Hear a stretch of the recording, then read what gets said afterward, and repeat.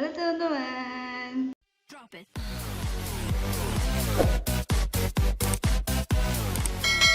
Kenalin, nama aku Tias Nadifa. Kembali nggak ya di situ? Nama aku Tias Nadifa, biasa dipanggil Tias, dari Prodi Pendidikan Teknik Sipil dan Perencanaan, tuh, Fakultas Teknik Universitas Negeri Yogyakarta. Udah. Jadi kali ini kita akan membahas mengenai perkerasan jalan. Harap diingat, perkerasan jalan. Kita harus tahu dulu apa itu jalan. Nyontek dulu guys. Jadi jalan merupakan prasarana transportasi darat yang meliputi segala bagian jalan termasuk bangunan pelengkap dan perlengkapannya yang diperuntukkan bagi lalu lintas yang berada di permukaan tanah, di atas permukaan tanah dan di bawah permukaan tanah dan atau air, serta di atas permukaan air kecuali jalan kereta api, jalan lori, dan jalan kabel. Apa sih perkerasan jalan tuh? Perkerasan jalan itu struktur yang diletakkan di atas tanah dasar yang menghubungkan tanah dasar sama ban kendaraan. Itu perkerasan jalan ini bukan sekedar perkerasan biasa teman-teman, ini ada fungsinya. Kenapa harus ada perkerasan jalan gitu?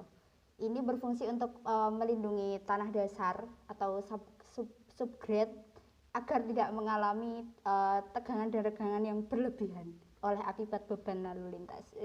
Sih tahu ya, perkerasan jalan itu banyak lapisannya. Ada 3 macam dan itu jumlah lapisannya tuh beda-beda gitu dan berlapis-lapis.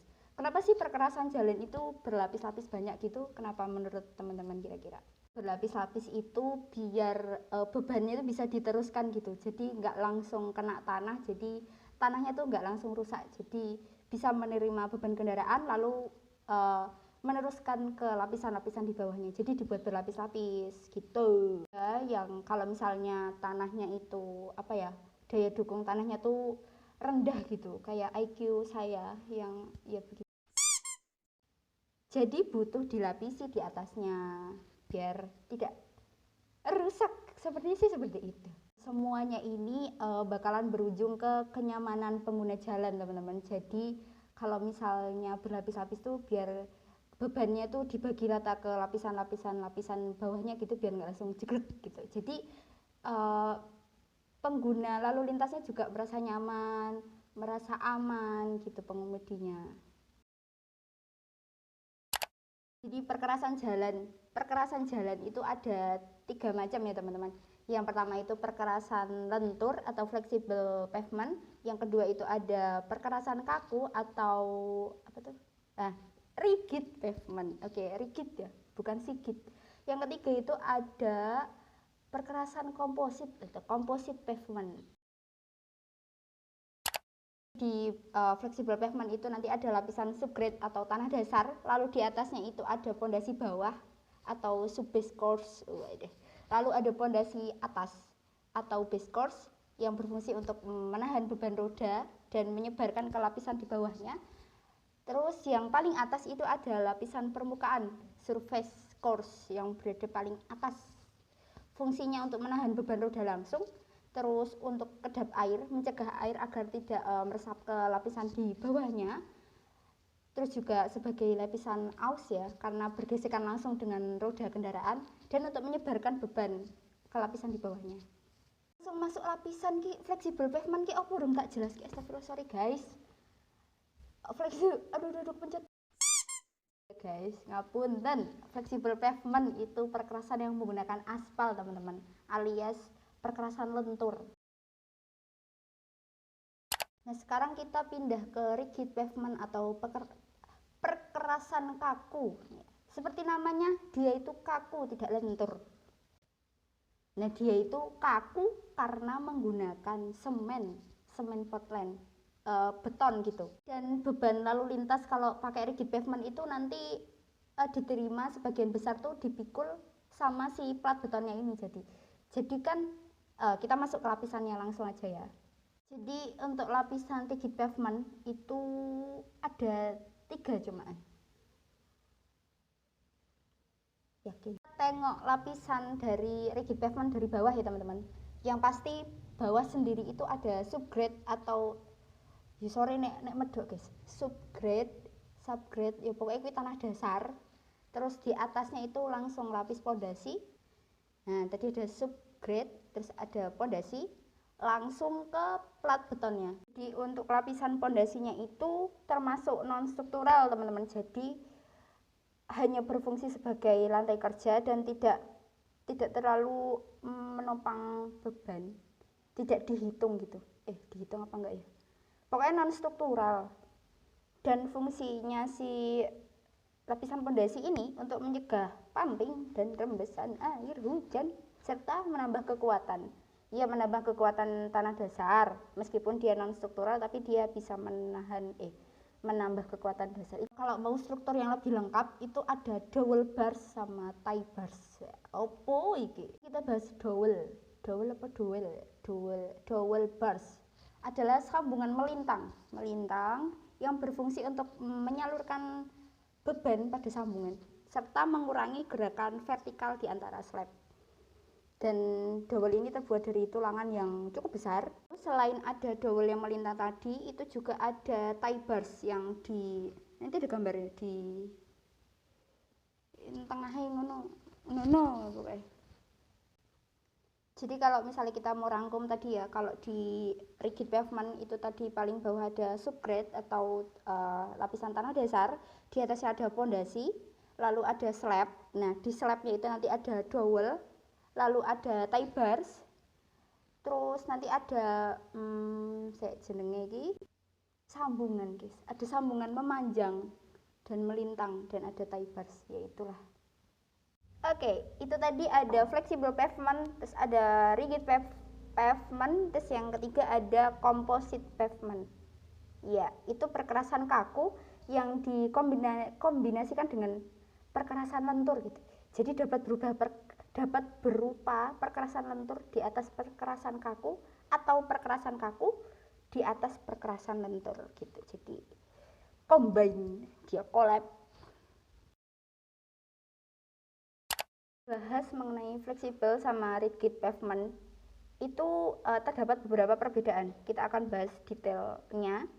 Ke perkerasan kaku atau rigid pavement. Nah, rigid pavement ini kebanyakan dipakai di jalan-jalan kelas tinggi gitu, high class. Dan kalau flexible pavement itu bisa digunakan untuk semua tingkat volume lalu lintas. Jadi semua jalan tuh bisa dipakai flexible pavement. Selanjutnya, rigid pavement ini dapat bertahan di kondisi drainase yang buruk. Oke, aku mau raiso ngawaske kamera. Jadi bisa bertahan di kondisi drainase yang buruk. Sedangkan flexible pavement ini ringkih gitu, sulit bertahan pada kondisi drainase yang buruk. Selanjutnya, umur rencana dari si rigid pavement itu bisa mencapai 20 tahun. Kan kalau flexible pavement ini cuma sebentar, cuma 5-10, umurnya pendek dia.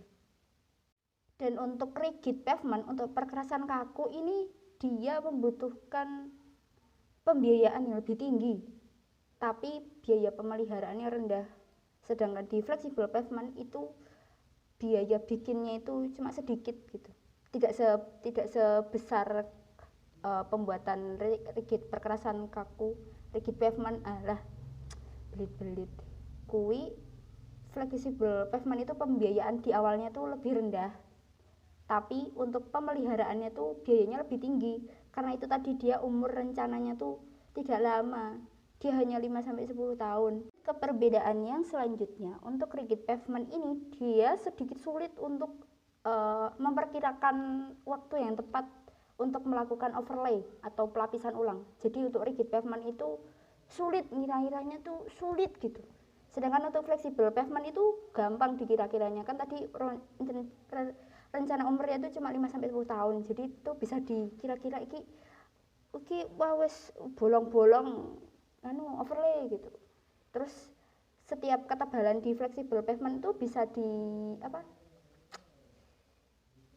dilapisi ulang gitu. Dan menentukan perkiraan waktunya tuh juga lebih mudah, lebih bisa diperkirakan waktunya. Selanjutnya, untuk rigid pavement ini kekuatan konstruksi perkerasan kakunya itu lebih ditentukan oleh kekuatan plat beton itu sendiri. Seperti yang saya bilang tadi di awal, kalau misalnya kalian kalau kalian memperhatikan tadi di perkerasan kaku itu pondasinya itu hanya sebagai lantai kerja gitu, jadi dia non struktural. Jadi kekuatannya itu bertumpu pada si struktur betonnya itu, flat yang atasnya itu, dan tanah dasarnya tidak begitu menentukan.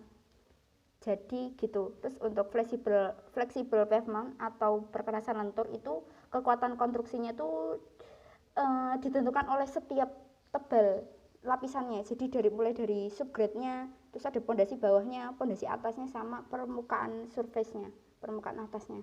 Dan daya dukung tanah dasarnya itu juga menentukan. Selanjutnya, untuk rigid pavement atau perkerasan kaku itu bila dibebani